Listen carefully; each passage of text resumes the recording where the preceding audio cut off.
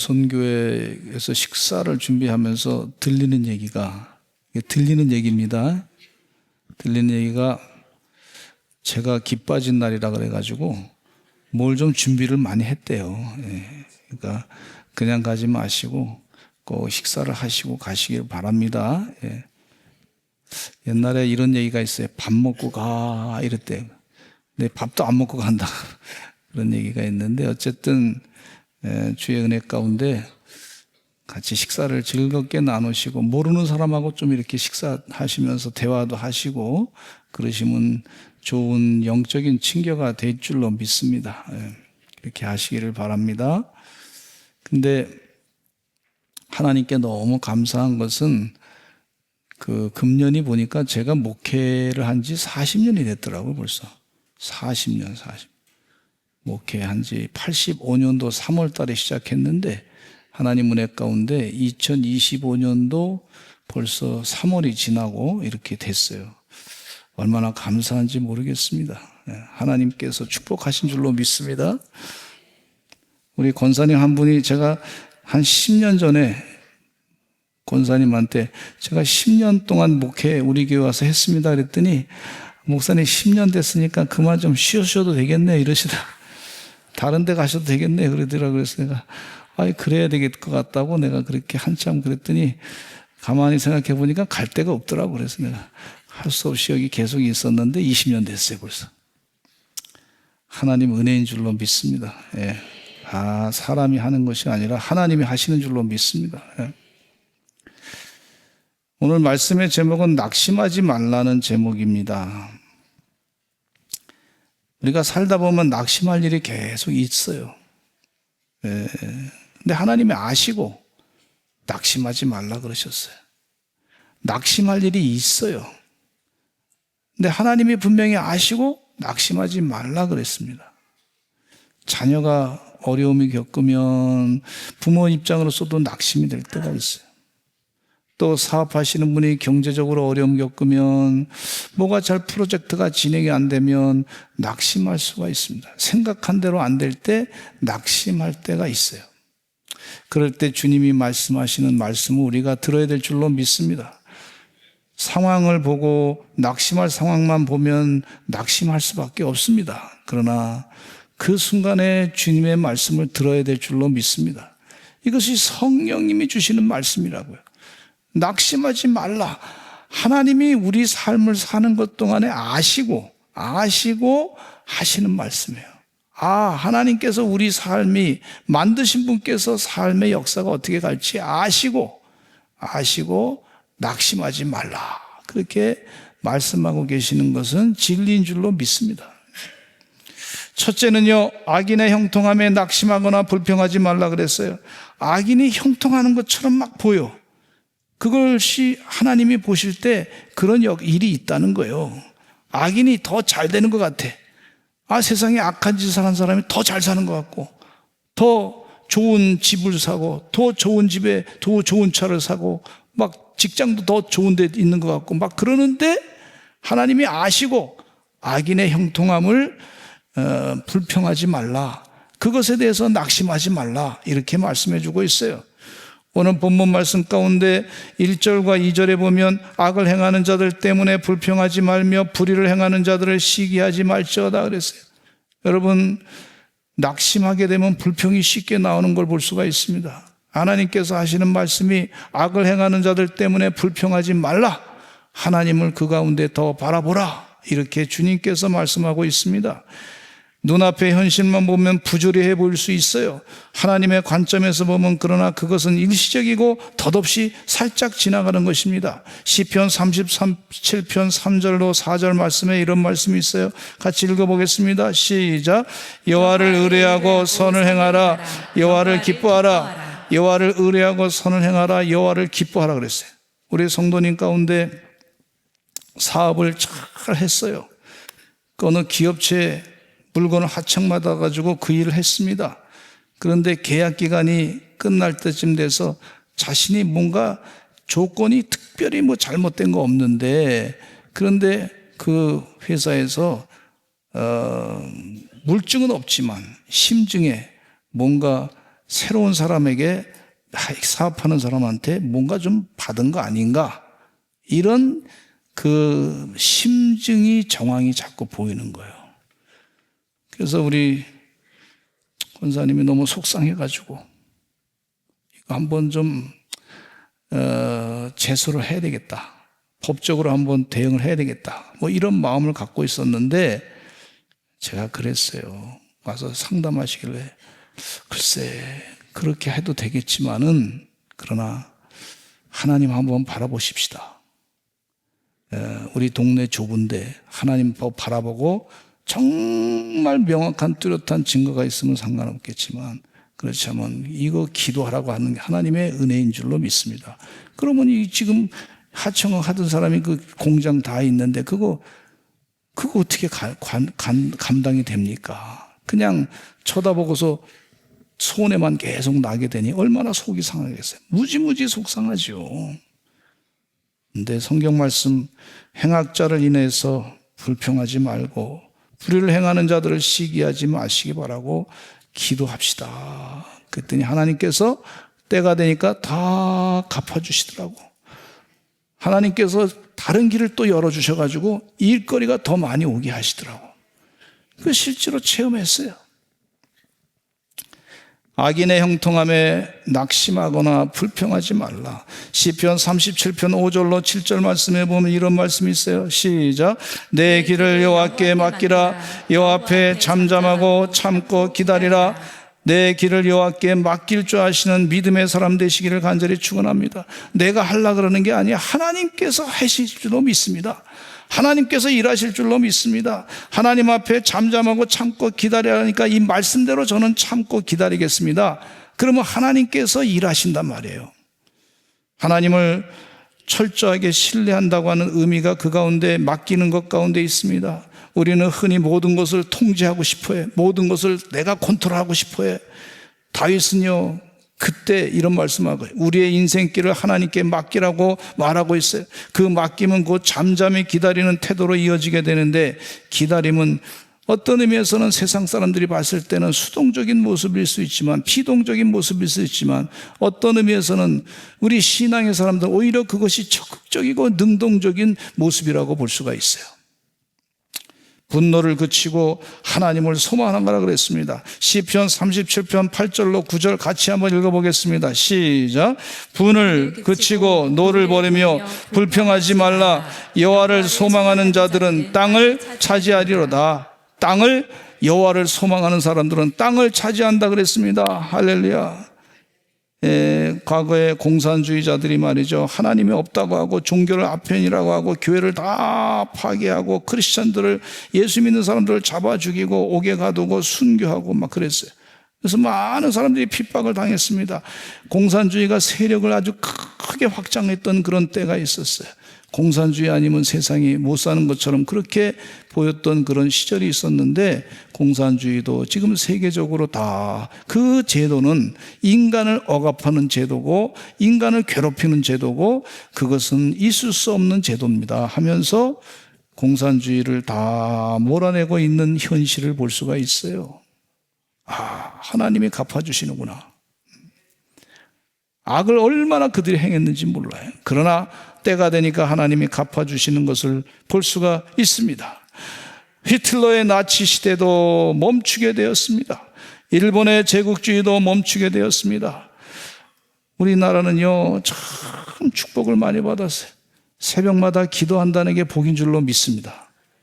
축복인 줄로 믿습니다. 간절하게 기도하는 사람이 많이 있기 때문에 대한민국은 어떠한 상황에서든지 하나님이 일하시는 것을 깨닫게 됩니다.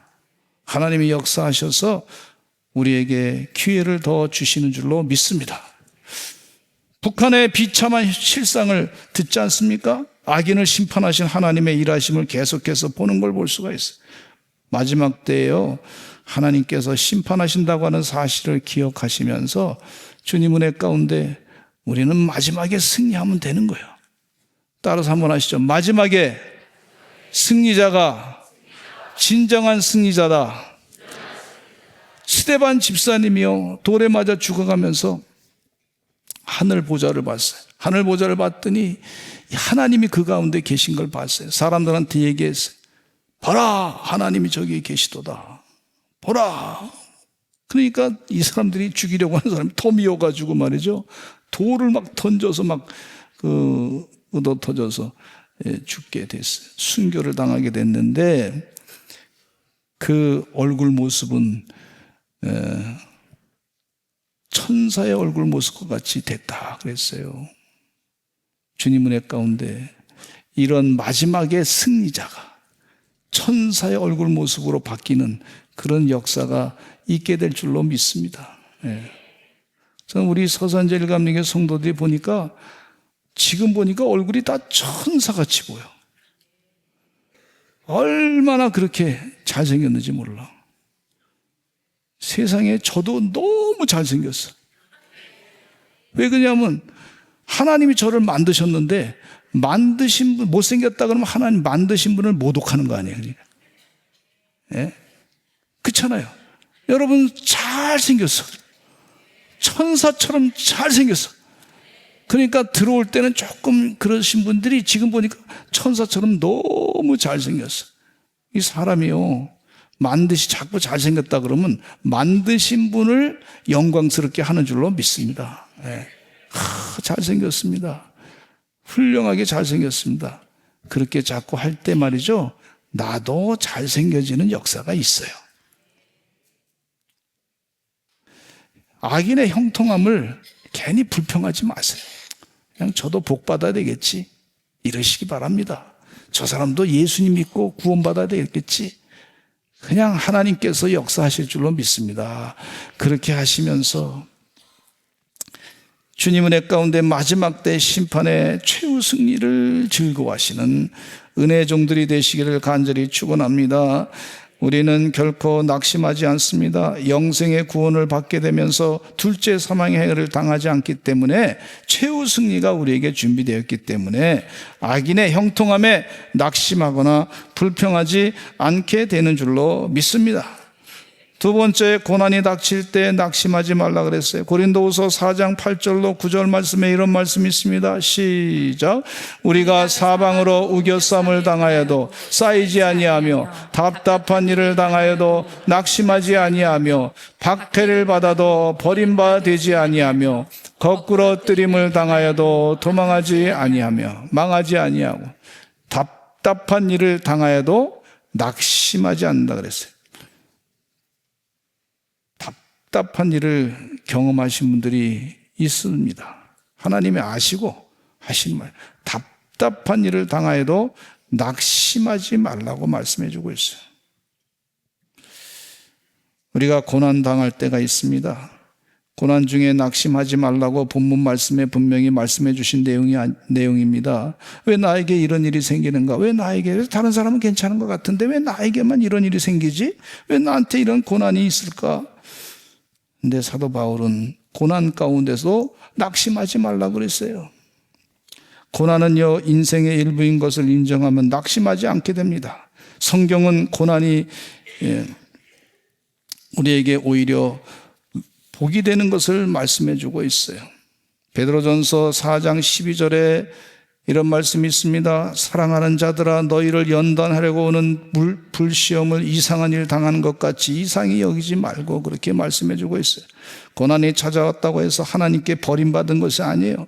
오히려 하나님은 그 고난을 통해서 우리를 다듬고 계시다는 것입니다. 그렇기 때문에 우리들은 고난 중에도 낙심하지 말아야 하는 이유가 있는데, 사도 바울은 우겨쌈을 당하여도 낙심하지 말고 답답한 일을 당하여도 낙심하지 말아라, 그렇게 말씀해 주고요.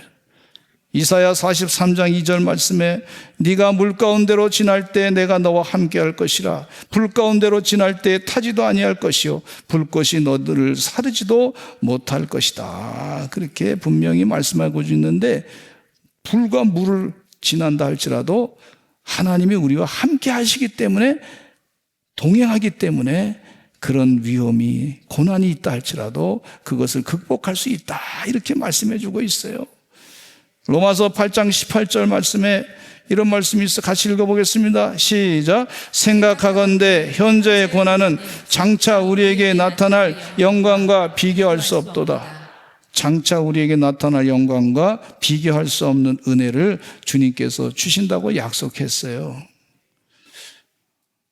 이 고난은 지나가리라. 지나가리라. 하나님과 함께 동행하면 고난이 오히려 즐거움과 영광이 우리에게 준비되어 있는 줄로 믿습니다. 욥은 의인이었지만 하루아침에 자녀와 재산, 건강까지 다 잃어버렸어요. 그 고난은 단순한 시련이 아니라 그의 존재 자체를 무너뜨리는 고통이었습니다. 완전히 존재가 다 이제 그냥 없어지는 그런 상황이었어요. 그런데 욥은요, 그 고난 가운데 마귀로 시험을 당하는 그 고난 가운데, 그거 뭐 죄를 지어서 그런 거 아닙니다. 그런데 그 고난 가운데 욥은 이렇게 고백합니다. 욥기 1장 21절에 이런 말씀하고 있어요. 같이 한번 읽어보겠습니다. 시작. 내가 모태에서 알몸으로 나왔사온즉 또한 알몸이 그리로 돌아갈지라. 주시니도 여호와시요 거두시니도 여호와시니오니 여호와의 이름이 찬송을 받으실지니라. 네, 여호와 하나님께서 주셨으니 하나님께서 거둬가실 줄로 믿습니다. 이렇게 고백하고 있습니다. 그런 상황 가운데 하나님께서 욥의 고난을 돌이키셔가지고 배나 갑절로 갚아주시는 은혜가 있었던 것을 볼 수가 있어요. 우리 사랑하는 성도들은 주님의 은혜 가운데 고난 가운데 있을 때 낙심하지 말고 하나님과 함께 동행하는 기쁨이 있다. 그런 믿음을 가지고 승리하시기를 간절히 축원합니다. 고난이 쉬운 건 아니에요. 그러나 인생의 일부라 생각하고 받아들이면 될 줄로 믿습니다. 우리가 육시의 질병도 쉬운 거 아니지 않습니까? 감기 걸려서 고생하지 않습니까? 근데 너무 힘들지만 그럼에도 불구하고 우리 인생의 일부로 생각하고 사시기를 간절히 축원합니다. 하나님께서 영광을 주실 줄로 믿습니다.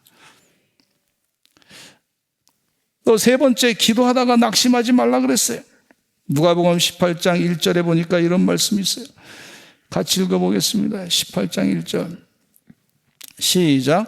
예수께서 그들에게 항상 기도하고 낙심하지 말아야 할 것을 비유로 말씀하여 이르시되, 이 한 과부가 있었는데 자기 억울한 것을 불의한 재판관에게 자꾸 가서 요청했어요. 내 문제 해결해 달라고, 내 문제 해결해 달라고 요청하고 또 요청했어요. 그랬더니 이 불의한 재판관이 귀찮아서라도 내가 들어줘야 되겠다 해서, 불의한 재판관이 뭐 돈 나올 것도 아닌데 과부가 무슨 돈이 있습니까?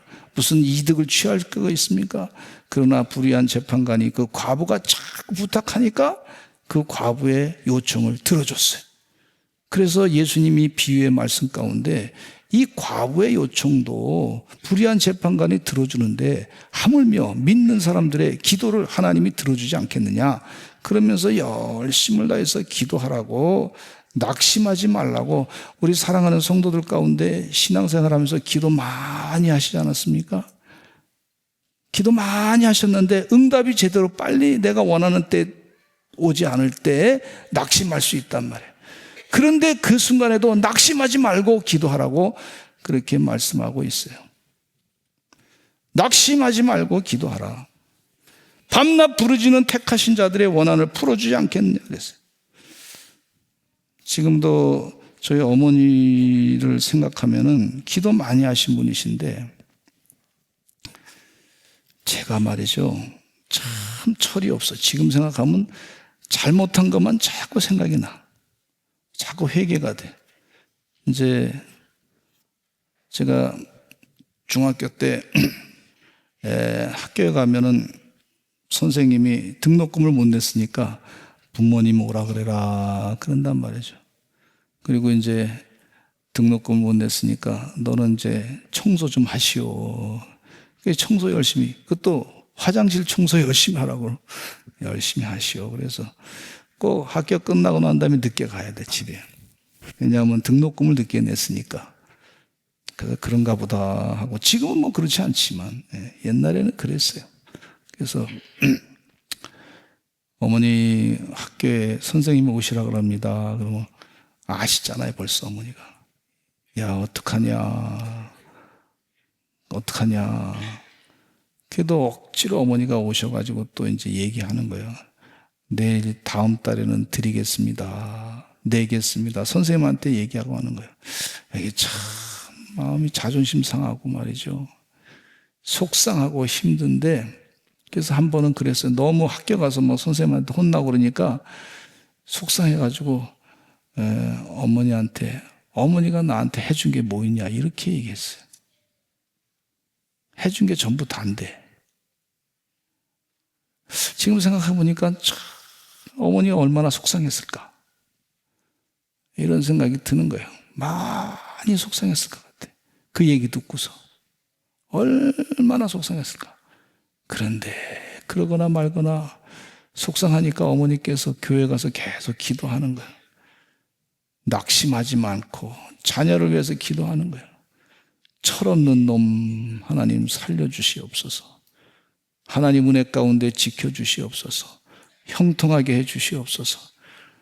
그 얘기 듣고서 속상하는데도 어머니께서 기도를 포기하지 아니하고 자식을 위해서 계속 기도한 거예요. 낙심하지 않고 기도한 거예요. 낙심하지 않고 기도. 근데 저는 참 생각할 때 철이 없어가지고 군대에서도 말이죠. 면회 안 왔다고 어머니한테 막 화냈던 적도 있고. 그 신학교 졸업한 학생이 철이 없어요. 아니 어머니가 힘들어서 못 오는 건데 경제적으로 어려우니까 일터에 가서 또 돈이 있어야 오지 않습니까? 철이 없어가지고 왜 안 왔냐고 또 그러고. 지금 생각해보면 참 철딱서니까 그러거나 말거나 어머니는 또 가서 교회 가서 기도하고 새벽에 기도하고 철야 기도하고 집에서는 또 방언으로 밤새도록 기도하고 속상하고 답답한 일을 당했으니까 본인이 해결할 수 있는 방법이 없으니까 하나님께 기도했어요. 하나님께서 그 기도를 들어주신 줄로 믿습니다. 기도하다가 낙심하지 않으시는 주의 종들 되시기를 간절히 축원합니다.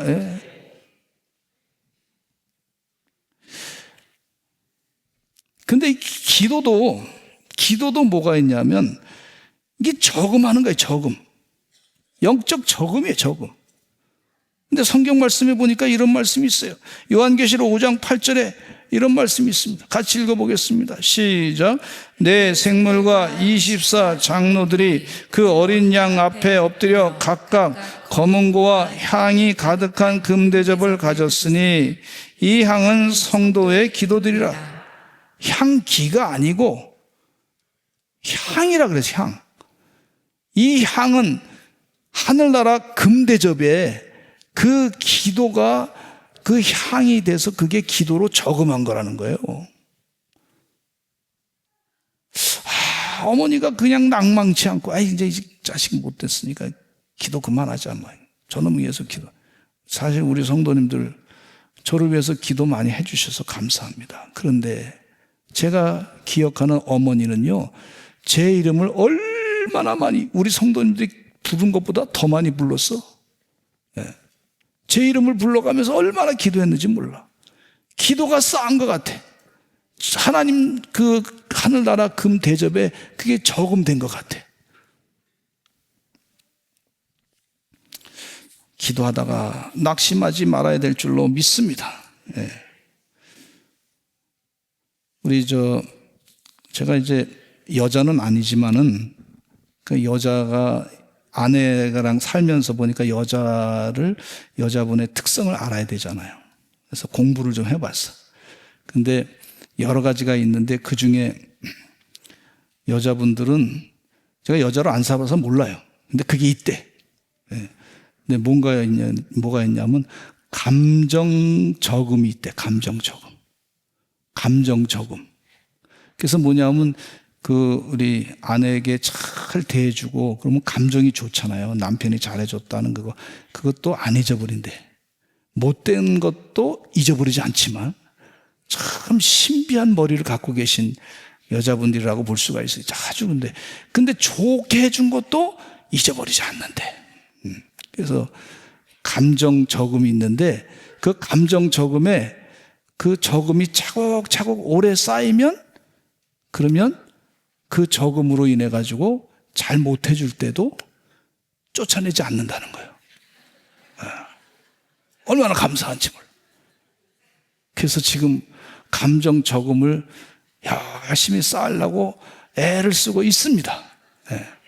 그래서 뭐 설거지도 하지 뭐 집안 청소도 다 하지 뭐 그리고 아프면 아프냐고 그러고 또 막 이렇게 막 아프지 말라고 막 그냥 기도도 해주고 막 그러죠 뭐. 감정 저금이 있다는 거예요. 근데 가만히 보니까 저도 감정 저금이 좀 있더라고 보니까 뭐가 있냐 그랬더니 세상에 저희 둘째 딸이 에모리 대학교를 다녔어. 근데 에모리 대학교 다니면서 장학금을 학교에서 줬는데 한 2억 정도 졸업할 때까지 줬어. 우리 성도님들은 2억이라면 작은 돈이라서 별로 감당 나지. 4년 동안 졸업해서 감정 저금이 있어. 제가 고마워요. 근데 그 장학금이 어디서 나온 거냐면 코카콜라 장학금이야.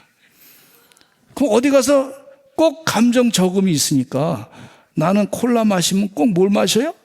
코카콜라 마셔. 저한테 펩시를 가져오시는 분은 조금 신경이 쓰시기 바랍니다. 코카콜라 마셔. 코카콜라. 왜? 감정 고마워서 갚아야 되니까. 감정 저금이 있더라고 이게. 저한테도 있더라고 이게. 우리 성도님 가운데도 보니까 저를 위해서 기도해 주신 분들 뭐 이쨌거나 저쨌거나 보니까 저도 감정 저금이 있더라고.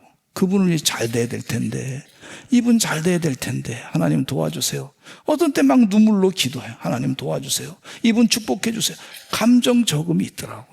하나님께서 우리 기도의 저금이 금대접에 성도들의 향이라. 그 기도가 향이다. 그렇게 말씀해 주고 있어요. 향기가 아니고 향이야, 향. 주님 은혜 가운데 기도하다가 낙심하지 마시기를 간절히 축원합니다. 그냥 기도 한번 해서 안 들린다? 그게 아니에요. 하나님이 기억하셨다가 그걸 저금을 한단다. 저금. 갈라디아서 6장 9절에 이런 말씀이 있어요. 같이 한번 읽어보겠습니다. 시작.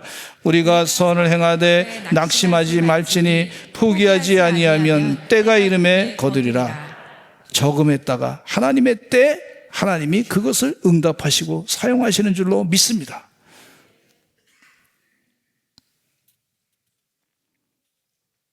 마지막으로 선을 행하다 낙심하지 말라고 분명히 말씀해 주고 있는데 히브리서 6장 10절에 보니까 이런 말씀이 있어요. 같이 읽어보겠습니다. 시작. 하나님은 불의하지 아니하시사 너희 행위와 그의 이름을 위하여 나타낸 사랑으로 이미 성도를 섬긴 것과 이제도 섬기고 있는 것을 잃어버리지 아니하시느니라. 하나님이 잘 섬긴 것과 섬기고 있는 것을 잊어버리지 아니한다 그랬어요. 그러니까 선을 행하실 때 하나님의 뜻대로 행하시기를 간절히 축원합니다. 행복이라 어떻게 하면 행복할까? 맥스 루카도 목사님의 책을 읽다 보니까 이런 부분이 있더라고. 참 은혜가 되더라고. 근데 세상 사람들은 전부 다 섬김을 받으면 기분 좋아요. 섬김 받는. 그래서 어떻게 나가면 사람들 만나면 섬김을 받기 위해서 애를 써. 근데 나를 섬겨주는 사람이 그렇게 많습니까? 거의 대부분이 섬기려고 하는 사람이 없고 섬김 받으려고 하는 사람은 많아. 근데 우리 주님께서 가르쳐 주신 게 뭐냐면 다른 사람을 섬김 받는 것보다 섬기려고 살라 그렇게 말씀해 주고 있어요. 그럼 그 사람은 그 말씀대로 순종하면서 아침에 나가서 다른 사람을 위해서 축복해서 기도해 줬어. 그리고 또 섬겼어. 그 사람은 주님께 잘했다 칭찬받는단 말이에요. 그러면 주님께 칭찬받으니까 기분이 좋아. 영적으로. 그 사람은요 절대 불행하지 않습니다. 그 사람은 늘 행복할 수밖에 없어요.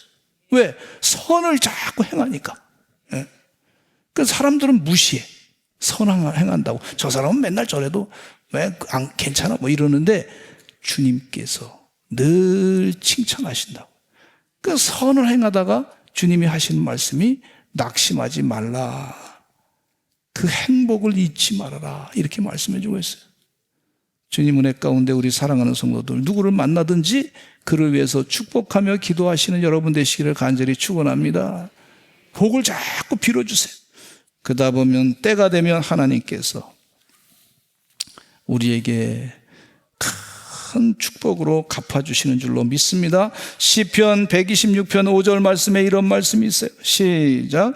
눈물을 흘리며 씨를 뿌리는 자는 기쁨으로 거두리로다. 주님께서 기쁨으로 거둔다 그랬어요. 제가 동성애 반대 운동하고 차별금지법 반대 운동 하다 보니까 처음에 사람들이 동역자들이 갑자기 많이 모였어. 기분이 좋더라고. 여러 사람들이 잘한다고 막 격려해 주니까. 근데 한참 하다 보니까 사람들이 다 떠나가. 힘들어가지고. 제가 하나님께 기도해. 하나님, 이게 뭡니까? 하나님 어떻게 해줘? 하나님께서 마음에 감동 주시기를 너는 진짜 사람들한테 인정받으려고 했느냐? 아니면 하나님의 뜻대로 살려고 하나님께 기쁨이 되는 그런 존재로 살려고 했느냐? 이런 개인적인 하나님과의 질문을 하게 하시더라고. 그래서 인격적으로 다시 한번 하나님 만나고 주님 뜻대로 해야 되겠습니다 하고 결단하고 했더니 또 그 많은 사람들을 또 하나님이 붙여주시더라고. 그래서 일하게 하시더라고. 할렐루야. 선을 행하다가 우리는 사람들이 인정 안 해주면 쉽게 낭망합니다. 하나님께서 그러지 말라고 말씀해 주고 있어요. 하나님께서 나와 함께한다. 늘 선한 일을 감당하라. 그러면 하나님께서 반드시 기쁨으로 거두어 주시는 축복이 있다고 말씀해 주고 있어요. 선한 영향력을 많이 미치시는 우리 주의 종들 되시기를 간절히 축원합니다.